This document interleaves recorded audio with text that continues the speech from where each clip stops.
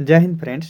तो जैसा कि जेपीएससी का जो पेपर टू का सिलेबस जो हम लोग देख रहे हैं, ठीक है, उसमें से जो पेपर टू में जो झारखंड सामान्य अध्ययन जो हम लोगों को पढ़ने के लिए दिया गया है सिलेबस में पीटी के एग्ज़ाम में, ठीक है, तो उसमें हम लोग जो झारखंड की जो भी परंपरागत शासन व्यवस्थाएं हैं उसको हम लोग देख रहे हैं, ठीक है। तो उसके अंतर्गत हम लोग जो है बेसिकली यहाँ पे जो भी झारखंड में प्रचलित जो शासन व्यवस्थाएं हैं, जनजातीय शासन व्यवस्थाएं, उनको हम लोग एक एक करके देख पा रहे हैं। तो सबसे पहले जो है हम लोग क्या देखे थे पिछले वीडियो जो में, यदि आप नहीं देखें तो आप नीचे जो डिस्क्रिप्शन बॉक्स होता है उसमें आप वहाँ पे लिंक मिल जाएगा, आप वहाँ से देख सकते हैं, ठीक है। तो हम लोग यहाँ पे जो है पहले देख लेते हैं कि कौन कौन से हम लोग शासन व्यवस्थाएं देख चुके हैं। तो आप लोगों को बता दें, ये जो मुंडा शासन व्यवस्था है इसको हम लोग कवर कर चुके हैं। नागवंशी शासन व्यवस्था को भी देख चुके हैं, ठीक है। और ये पढ़ा पंचायत शासन व्यवस्था और मांझी परगना शासन व्यवस्था, ये चार जो शासन व्यवस्थाएं हैं इसको हम लोग जो है प्रॉपर लाइन बाय लाइन जो उड़ान बुक से हम लोग कवर कर रहे हैं उसको हम लोग देख चुके हैं। नेक्स्ट जो पांचवी शासन व्यवस्था है मुंडा मान की शासन व्यवस्था, इसको आज हम लोग देखेंगे, ठीक है। इनके जो भी महत्वपूर्ण संगठन है, तथ्य है, या फिर मुंडा मान की शासन व्यवस्था किस जनजाति से रिलेटेड है, किससे संबंधित है ये, तो उसको हम लोग विस्तार तरीके से देखेंगे, ठीक है। तो यदि आप इन चारों वीडियोज को, इन चारों शासन व्यवस्थाएं को यदि आप लोग नहीं देखे हैं तो आप नीचे दिए गए डिस्क्रिप्शन बॉक्स में जाके उन सभी का वीडियो जो है एक एक करके देख सकते हैं और समझ सकते हैं। लाइन बाय लाइन जो उड़ान बुक से हम लोग कवर कर रहे हैं, तो आप लोग वहाँ जाके देख सकते हैं, अच्छे तरीके से समझ सकते हैं, ठीक है। ताकि जो भी पॉइंट्स हैं, मेन मेन जो पॉइंट्स बताए गए हैं उसको आप लोग क्लियरली जो है आप लोग याद रख सकते हैं। ताकि जो भी एग्ज़ाम में जो प्रश्न बनता है आप यहाँ पे देख पा रहे हैं कि हर एक यहाँ पे जो भी शासन व्यवस्थाएं हैं उन सभी से एक एक प्रश्न बन रहा है, ठीक है। तो इसको इग्नोर नहीं कर सकते हैं, छोटे छोटे टॉपिक हैं कुछ, बस पॉइंट मेन जो पॉइंट बनता है उसको बस याद कीजिएगा, याद रखने की कोशिश कीजिएगा। तो चलिए आज हम लोग बिना किसी देरी के मुंडा जो मानकी शासन व्यवस्था है उसको हम लोग देखेंगे, ठीक है।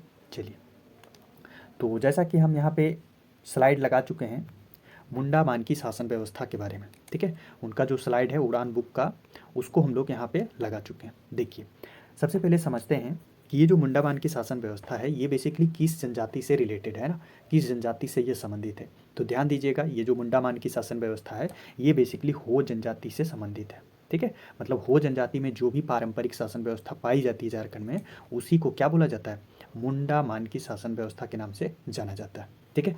यहाँ तक तो कोई दिक्कत नहीं। कुछ हम बता देते हैं एक्स्ट्रा फैक्ट में। हो जनजाति जो है ना झारखंड का ये 4th नंबर का, ठीक है, जनसंख्या के मामले में यदि देखा जाए तो ये 4थे नंबर में आता है, ठीक है। जितने भी झारखंड में जनजातीय जितने भी जनजाति हैं उसमें जनसंख्या की दृष्टि से देखा जाए तो ये 4थे नंबर की जनजाति है, ठीक है, पूरे झारखंड में।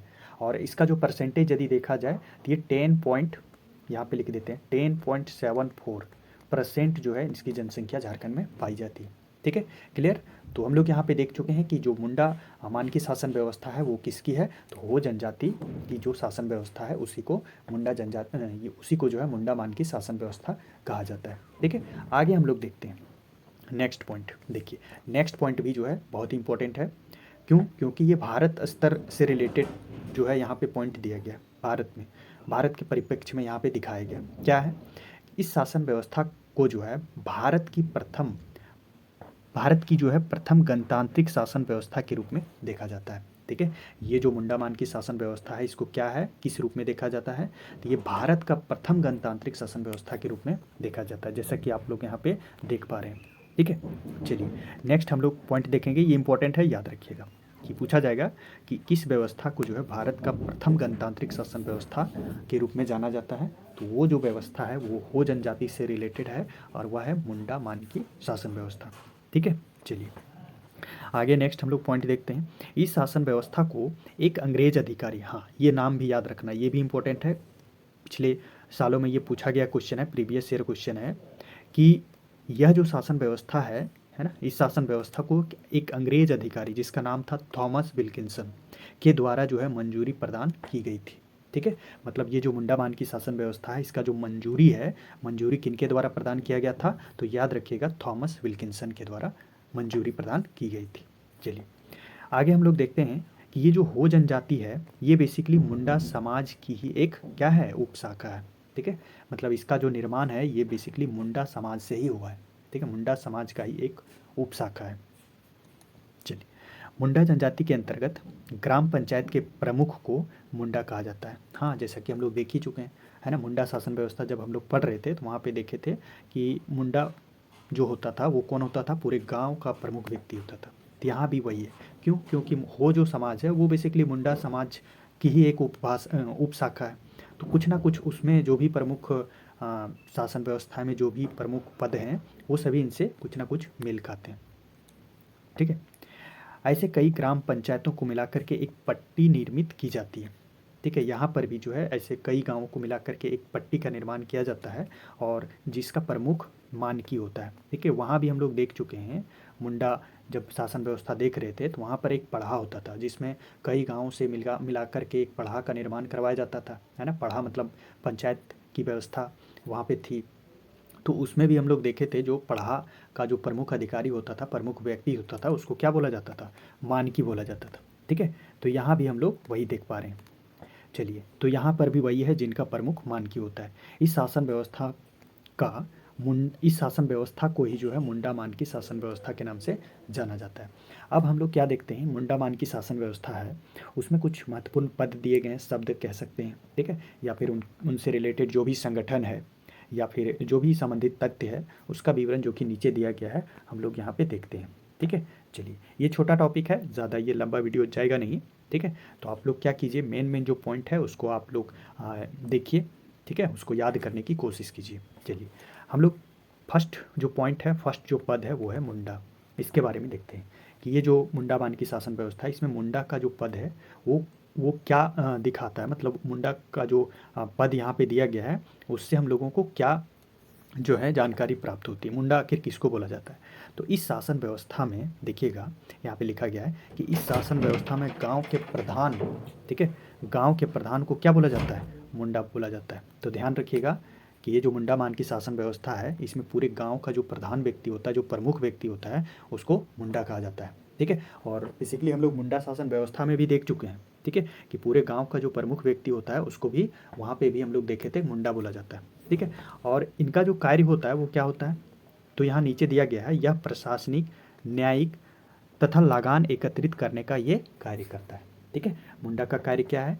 वह जो है प्रशासनिक इकाई को संभालता है, देखता है ना। न्यायिक जो भी कार्य होते हैं उसको भी ये देखता है। साथ ही साथ जो लगान होता है, लगान वसूली का जो कार्य होता है वो मुंडा के द्वारा ही किया जाता है।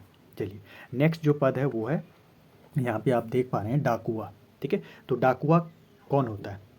तो यहाँ पे आप देखिएगा, डाकुआ बेसिकली क्या है कि मुंडा का ही एक सहयोगी होता है। ठीक है, मुंडा का जो है ये मदद करने का कार्य करता है तथा मुंडा के निर्णयों और आदेशों को वो पूरे गांव के लोगों तक पहुंचाने का ये कार्य करता है। ठीक है, तो डाकुआ का कार्य क्या है? जैसा कि नाम से ही पता चल रहा है, डाकुआ जो है पूरे गांव में, ठीक है, जो भी निर्णय होते हैं, जो भी मुंडा के द्वारा जो भी आदेश दिया जाता है उसको पूरे गांव के लोगों तक पहुंचाने का ये कार्य करता है। ठीक है, तो डाकुआ बेसिकली मुंडा का सहयोगी होता है। मतलब मुंडा का जो भी आदेश होता है, जो भी निर्णय होता है वो पूरे गांव तक वो पहुंचाने का कार्य करता है। ठीक है, डाकुआ समझ गए। चलिए, नेक्स्ट पद है वो है मानकी। देखिए, मानकी क्या होता है? बेसिकली मुंडा शासन व्यवस्था जब हम लोग पढ़ रहे थे उसमें हम लोग देखे थे कि जो पढ़ा पंचायत का जो प्रमुख होता था, ठीक है, उसको क्या बोला जाता था? मानकी बोला जाता था। तो वही यहाँ पे हम लोग देखेंगे कि मानकी कौन होता है यहाँ पे। तो देखिए, पढ़ा जो है हम लोग मुंडा शासन व्यवस्था में भी देख चुके थे, उसमें कई गाँवों से मिलकर जो है एक पढ़ा का निर्माण किया जाता था, है ना। तो यहाँ भी वही दिया गया है, 7 से 12 गाँवों को मिला करके एक पढ़ा का निर्माण होता है जिसका प्रमुख कौन होता है? मानकी होता है। ठीक है, तो मानकी क्लियर हो गया कि जो 7 से 12 गाँव को मिला करके एक पढ़ा का निर्माण किया जाता है और वो जो पढ़ा का जो प्रमुख व्यक्ति होता है, प्रधान व्यक्ति होता है, उसी को मानकी बोला जाता है। ठीक है, चलिए, मानकी द्वारा आयोजित सभा में सभी मुंडा तथा डाकुआ की उपस्थिति होती है। ठीक है, मानकी द्वारा जो भी सभा का आयोजन किया जाता है उसमें सभी जितने भी गांव के प्रधान व्यक्ति होते हैं, मतलब मुंडा होते हैं या फिर उनके जो भी सहयोगी होते हैं, उनकी उपस्थिति अनिवार्य होती है, जिसमें सर्वसम्मति से किसी भी मामले का निपटारा किया जाता है। ठीक है, तो यहाँ तक कोई दिक्कत नहीं। चलिए, नेक्स्ट हम लोग पॉइंट को समझते हैं। नेक्स्ट जो पद है वो है पीर पंच। देखिए, ये कौन होता है? पीर पंच जो होता है बेसिकली यहाँ पे आप देखेंगे कि ये पढ़ा का न्यायिक प्रधान होता है।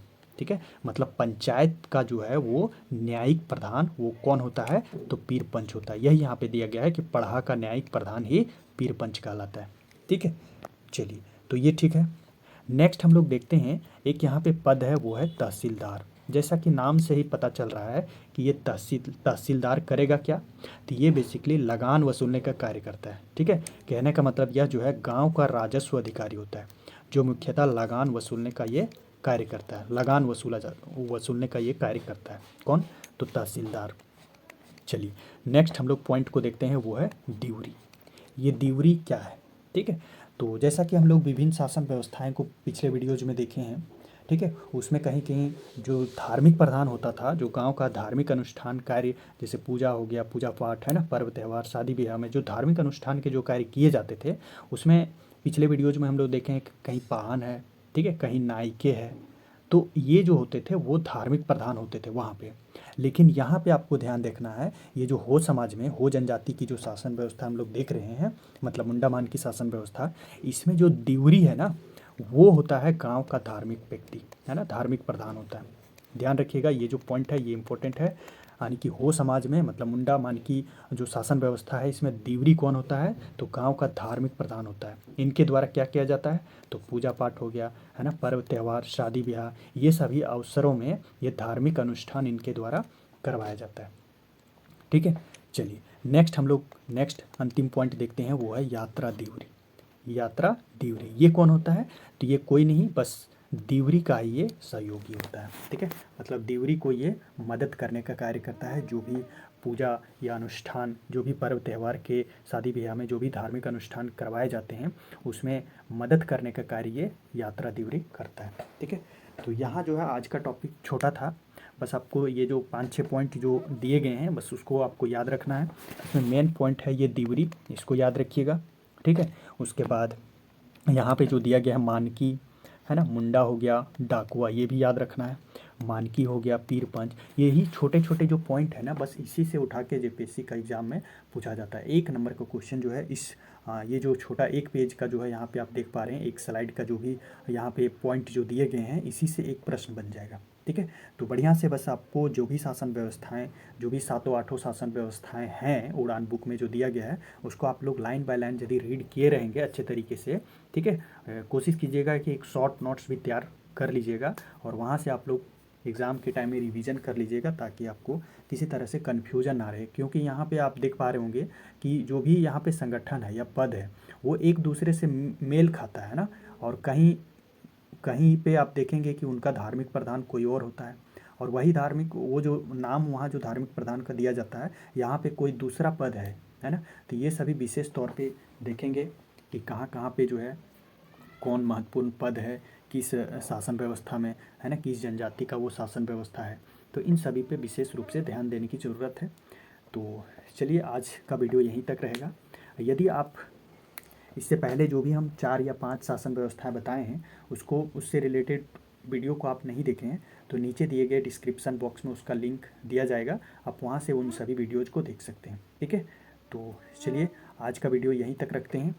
हाँ, इसमें कहीं भी आपको कोई पॉइंट में दिक्कत हुआ हो, ठीक है, तो आप नीचे कमेंट बॉक्स में मैसेज कर दीजिएगा, उसका सवाल का जो जवाब है वो प्रॉपर तरीके से दिया जाएगा, ठीक है।